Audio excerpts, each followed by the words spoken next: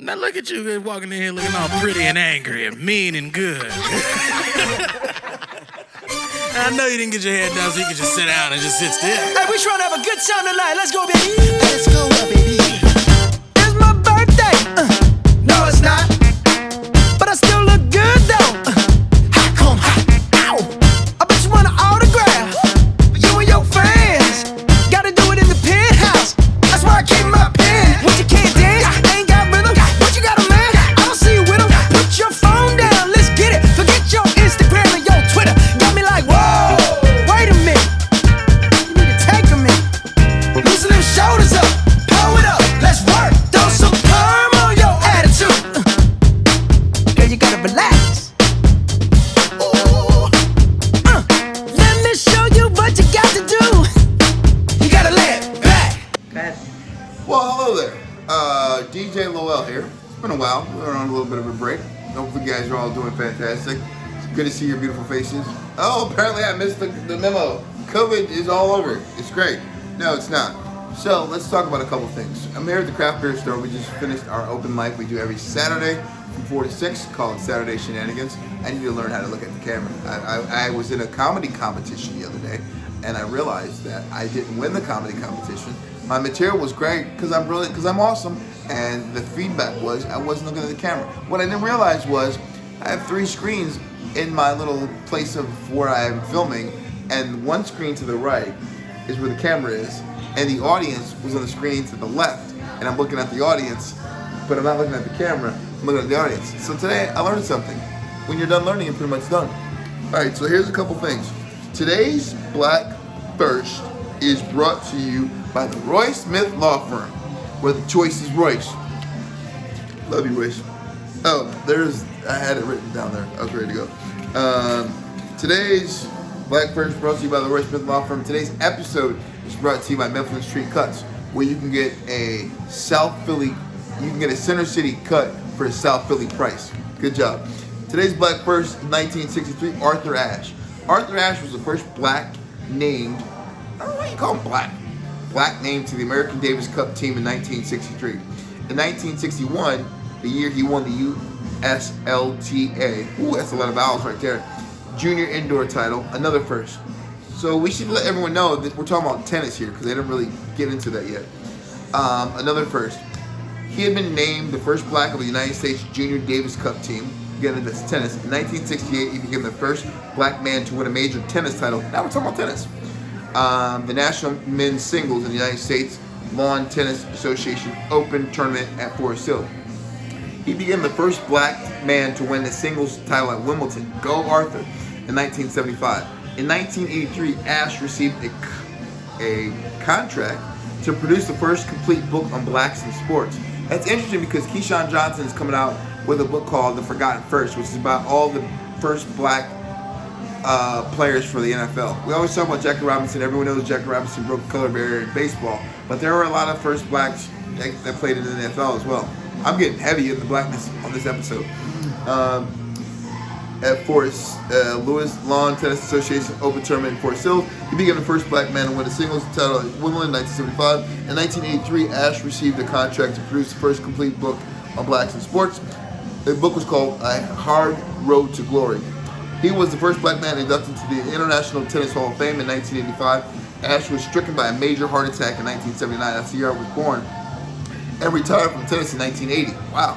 Subsequently, he had a second heart attack in 1988. Wow. Had brain surgery. Damn.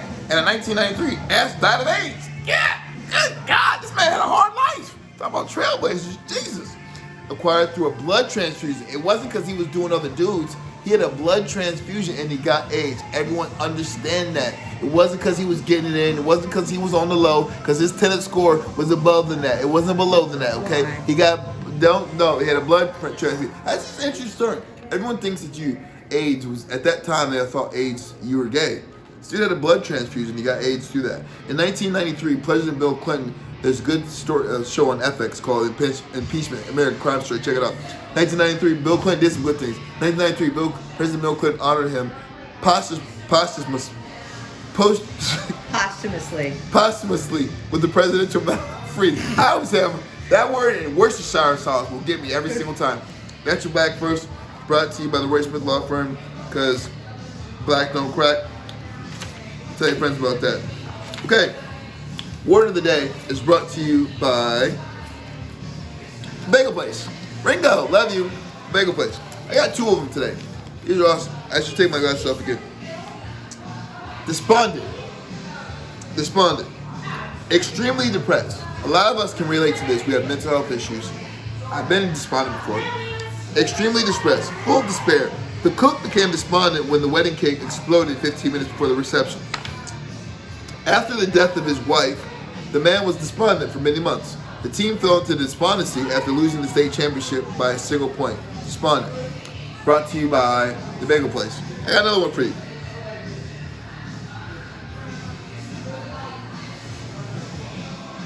Dialectical. Dialectical. I don't know why I picked this one too, but dialectical. And this one, again, is brought to you by by Michael's Place. I got all these sponsors. I got to shout out my sponsors.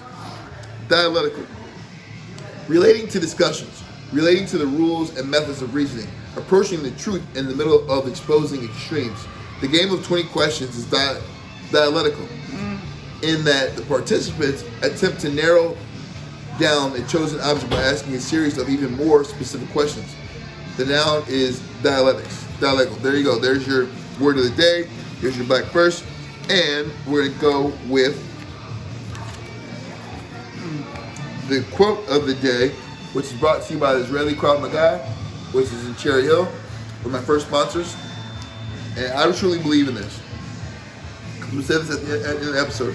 If you're not willing to learn, no one can help you. I'm looking at the wrong camera. Raise it up. Raise it up. If you're not willing to learn, no one can help you. If you are determined to learn, no one can stop you. Zig Ziglar. Perfect. Now, all I'm going to do is catch up, and we're going to get back into heavy rotation. We have a couple things going on. Our podcast is on Helium Radio every Thursday. I think I paid the bill. I think I was late. The bill, my car had got declined, so I reached out to them, and then I got a new card. I got myself a new Chime credit card. My credit score is a lot better than I thought it was. We should be still. I know we're gonna be on the radio regardless, but I know we might have got declined. I don't know. So it's every Thursday at 10:30 p.m., every Friday at 8:30 p.m., and every Saturday at noon. Check us out on Helium Radio. Let's talk about the week that was. So everyone recalls the fact that Biden said, if you don't vote for him, you ain't black. How'd that work out for all the Haiti people? All the Haitian people trying to come across the river, and they got sent back to Haiti. They're black. Shocker, throwing it out there. It's something I thought that was interesting. One of the comments today at the Craft Beer Store, we do open mic every Saturday from 4 to 6, brought that up in the set, and that was very, very interesting perspective. You won't vote for Biden, you ain't black, but if you're Haiti, send them on back. Something that we come full circle, circumspect, which is the word that we used before. Matt from The Bachelor, the black guy. If you saw him dancing on The Bachelor, horrendous, horrific, crap show. Now he's on Dancing with the Stars. I watched him on Dancing with the Stars because he was on Ellen, and we'll talk about that in a minute. And he did a pretty good job. He did a fantastic job. Talking about Jeopardy. Let's talk about Jeopardy. So Jeopardy, I'm still available. If you guys are looking for hosts, I'm still available. I host karaoke, quizzo, open mic. I can do it. Jeopardy. My eyes closed. Steve Harvey, give me a call. So Ken Jennings is coming back with Blossom. I don't want to even say her name because she's growing on me a little bit. She's doing okay. I still think her outfits are horrendous, but her and Ken Jennings are going to finish out the season. Matt Modio, I believe, I watched yesterday, and he just crossed $1 million mark, which is awesome. Dude made $1 million. He's actually coming for Ken. It'll be interesting when Ken's hosting and he's playing, if he's still on there when Ken comes back on. That's awesome. In sports, Brady's still awesome. Notre Dame is 4-0. They just beat Wisconsin today. It was a close game, but they ended up blowing them out. Stephen A. Smith, good journalist, got his money. Good for him. I'm always on the fence in regards to Stephen A. Smith. Sometimes I think he's brilliant. Sometimes I think he's he's doing what he's got to do to get ratings for the most part. So, but congratulations, you're getting your money, because we're not talking about an athlete getting their money. We're talking about someone who's done journalism for 30 plus years. So, good for you. All right, so that's going to be the episode for today. Appreciate you guys tuning in.